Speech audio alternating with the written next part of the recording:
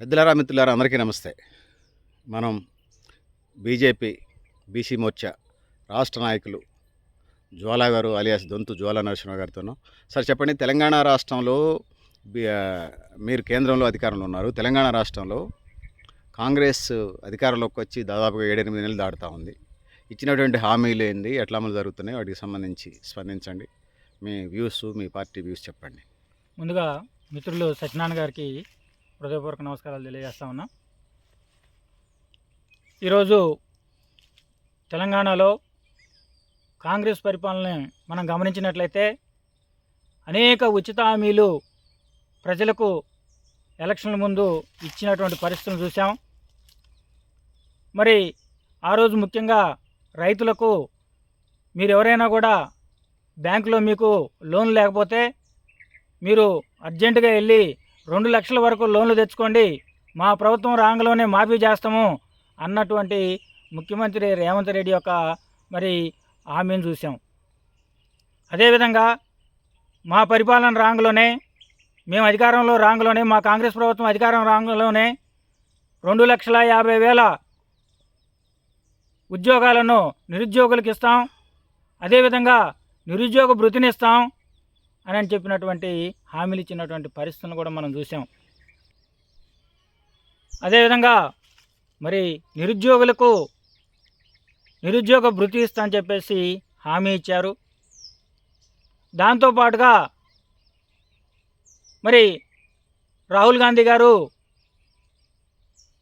మా కాంగ్రెస్ ప్రభుత్వానికి ఓటేస్తే మేము ప్రతి నెల కటాకట్ 8,500 రూపాయలు నెలకు మీ ఖాతాలో జమ చేస్తామని చెప్పేసి హామీ ఇచ్చారు. అదేవిధంగా ఉత్తరప్రదేశ్, మధ్యప్రదేశ్ ఆ రాష్ట్రాల్లో వారి యొక్క హామీలు ఏవైతే ఉన్నాయో ప్రతి మహిళకు 1,00,000 రూపాయల వరకు మేము ఇస్తామని చెప్పేసి బాండ్ రాసి ఎలక్షన్లు అయిన తర్వాత మా దగ్గరకు వచ్చేసి డబ్బులు తీసుకొని పోండి అని చెప్పేసి బాండ్లు రాసి ఇచ్చినటువంటి పరిస్థితిని చూసాం. ఈ విధంగా అనేక కళ్ళబొల్లి మాటలు చెప్పి అనేక ఉచిత హామీలు నెరవేర్చలేనటువంటి హామీలను ఇచ్చి మహిళలకు నెలకు 2,500 రూపాయల చొప్పున బ్యాంకులు వేస్తామని చెప్పినటువంటి విషయాన్ని కూడా మనం హామీ ఇచ్చినటువంటి ఈ కాంగ్రెస్ ప్రభుత్వం హామీ ఇచ్చినటువంటి పరిస్థితిని కూడా చూసాం. ఇట్లా అనేక రకాలుగా రైతులకు, నిరుద్యోగులకు, అదేవిధంగా మహిళలకు ఏదైతే మరి హామీలు ఇచ్చారో వాటిని నెరవేర్చేటటువంటి ఆలోచన ఇవాళ ప్రభుత్వం ఏర్పాటు చేసినటువంటి కాంగ్రెస్ ప్రభుత్వం చేసేటటువంటి పరిస్థితుల్లో లేదు. ఇప్పుడు ముఖ్యమంత్రి గారు మరి అదేవిధంగా మరి డిప్యూటీ సీఎం గారు వాళ్ళిద్దరూ కూడా ఇప్పుడు అంటున్నటువంటి విషయం ఏంటంటే, ఏదైతే రైతులకు లోన్ మాఫీ కావాలి అంటే వాళ్లకు మరి రేషన్ కార్డు ఉండాలి అని చెప్పేసి కొత్త మెలిక పెడతా ఉన్నారు. పాస్బుక్లు కావాలంటున్నారు. అదేవిధంగా మరి కొత్త లోన్లు కావాలంటే పాత వాటిని పూర్తి చేయాలని చెప్పేసి మరొక మెలక పెడుతున్నారు. ఈ విధంగా ఏదైతే రైతులను నట్టేట ముంచేటటువంటి మరి పరిస్థితులను ఈరోజు కాంగ్రెస్ ప్రభుత్వం చేస్తున్నటువంటి విషయాన్ని ప్రజలందరూ కూడా గమనిస్తూ ఉన్నారు, ఇవాళ తెలంగాణ ప్రజలు.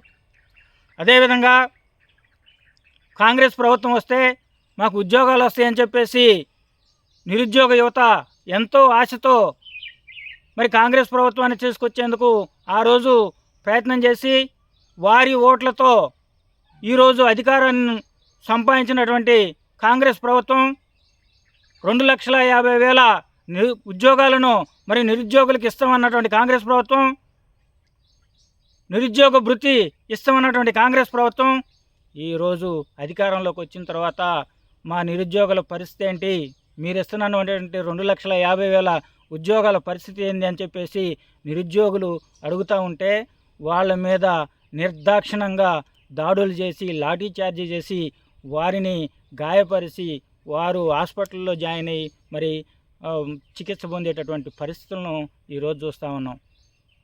అదేవిధంగా మహిళలకు మేము 2,500 ఇస్తాం నెలకి అని చెప్పేసి అన్నటువంటి హామీని కూడా తుంగలో దొక్కి ఈరోజు దాని గురించి మాట్లాడేటటువంటి పరిస్థితి లేదు. తెలంగాణలో ఉన్నటువంటి మహిళలందరూ కూడా ఇవాళ అడుగుతూ ఉన్నారు, అయ్యా ముఖ్యమంత్రి గారు, మరి మీ కాంగ్రెస్ ప్రభుత్వం మీరు అధికారం రాంగలోనే మాకు నెలకు 2,500 ఇస్తా అన్నారు. మరి ఎందుకు మర్చిపోయారు? మీరిచ్చినటువంటి హామీయే కదా, మాకు 2,500 ఇవ్వండి మహాప్రభు అని చెప్పేసి మొరపెట్టుకున్నటువంటి పరిస్థితులు. అయినా కూడా ఈ కాంగ్రెస్ ప్రభుత్వం మరి పేద ప్రజలను కానివ్వండి, మహిళలను కానివ్వండి, నిరుద్యోగులను కానివ్వండి, రైతులను కానివ్వండి పట్టించుకునేటటువంటి పరిస్థితులు లేవు.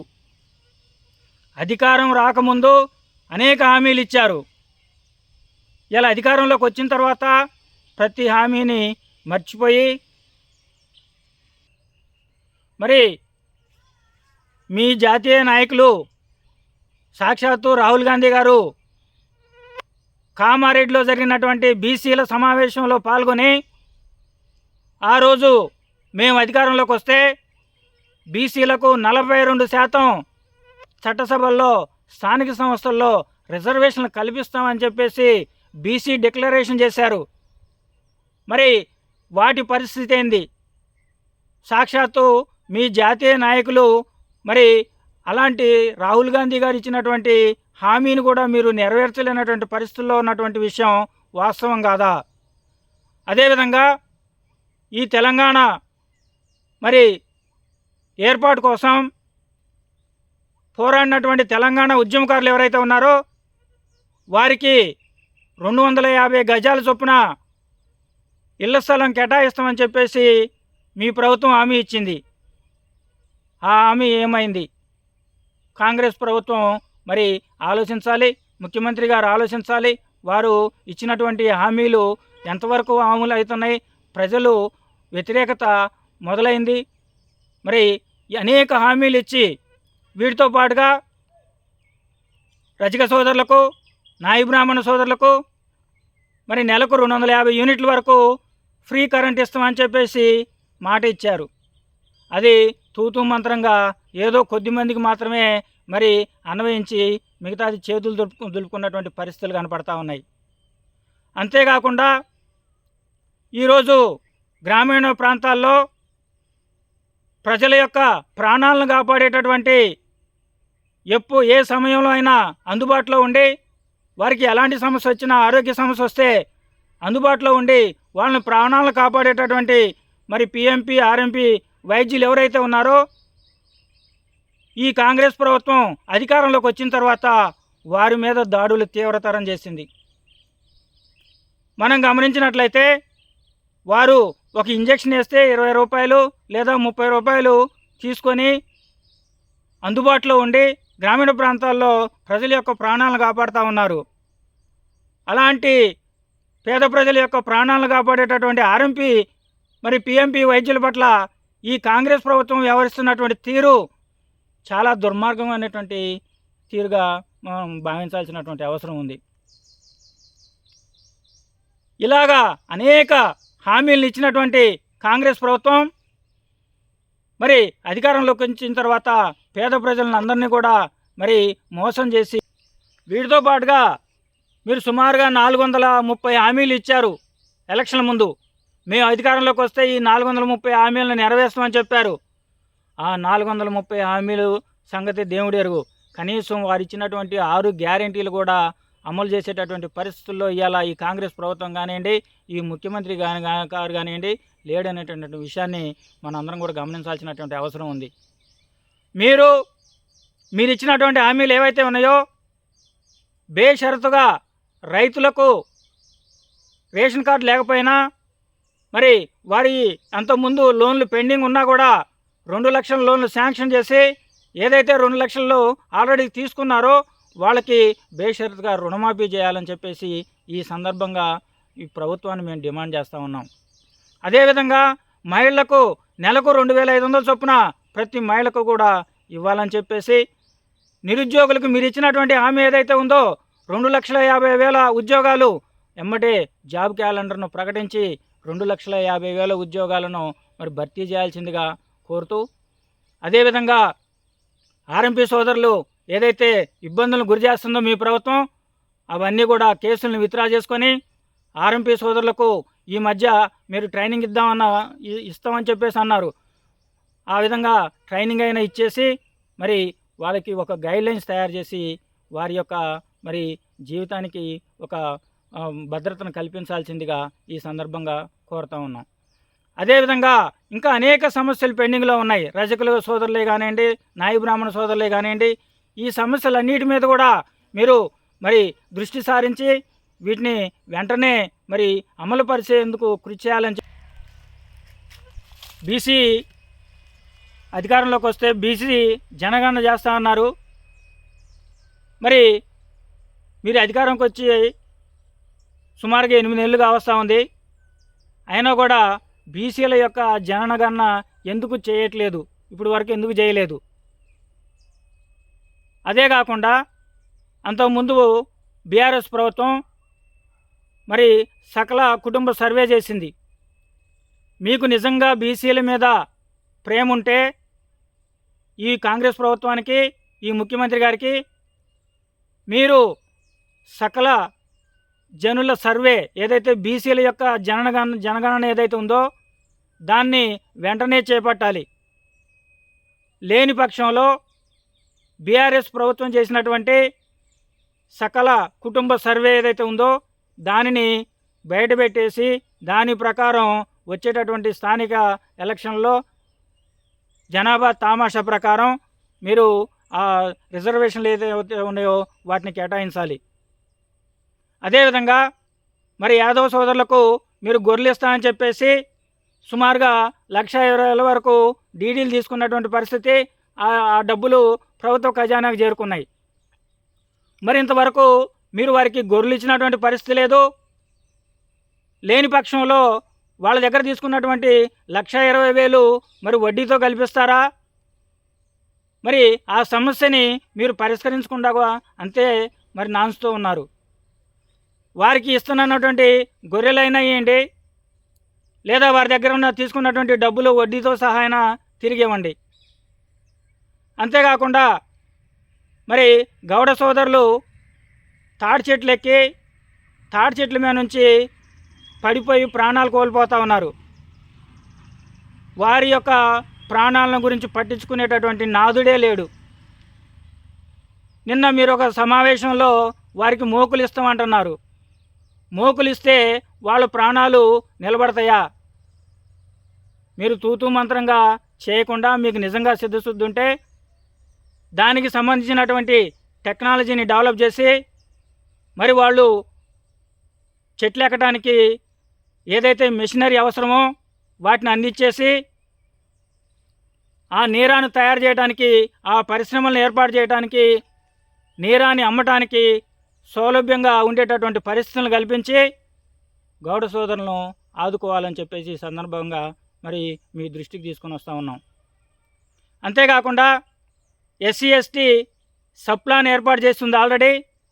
మరి ఆ సప్లాన్ ప్రకారం వారికి ఎంత అమౌంట్ వస్తుంది, ఆ అమౌంట్ను వాళ్ళకి కేటాయించి వారిని స్కిల్ డెవలప్ చేసి తర్వాత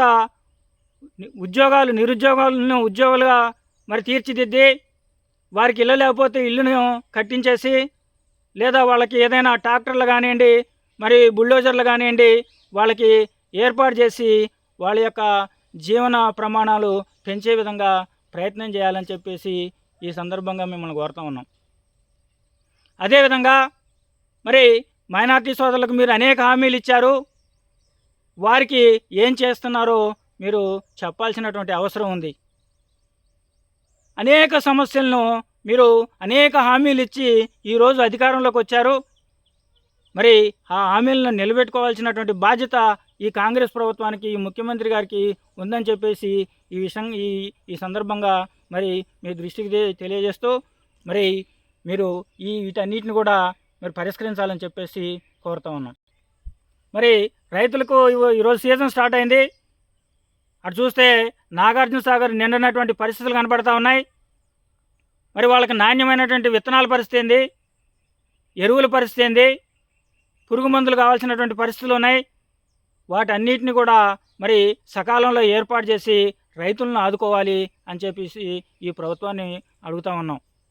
అంతేకాకుండా మరి రైతు కార్మికులు ఉన్నారు, కూలీలు, వారికి రైతు కనీస వేతన చట్టం ప్రకారం వారికి అందాల్సినటువంటి కూలీలను కానివ్వండి, మరి సౌకర్యాలు కానివ్వండి, వాళ్ళకి వేతనం కానివ్వండి, మరి ఈ కార్మిక చట్టం ఏదైతే ఉందో ఆ కనీస వేతన చట్టం దాన్ని వర్తింపజేసి మరి రైతు కార్మికులకు న్యాయం చేయాలి అని చెప్పేసి ఈ సందర్భంగా మీ దృష్టికి తీసుకొని వస్తూ ఉన్నాం. ఈరోజు మరి మన రాష్ట్ర వ్యాప్తంగా చూసుకున్నట్టయితే సుమారుగా 25 లక్షల మంది కౌలు రైతులు ఉన్నారు. మరి ఆ కౌలు రైతుల యొక్క పరిస్థితి అగమ్యగోచరంగా ఉంది. వారికి రైతు బంధు అందట్లేదు.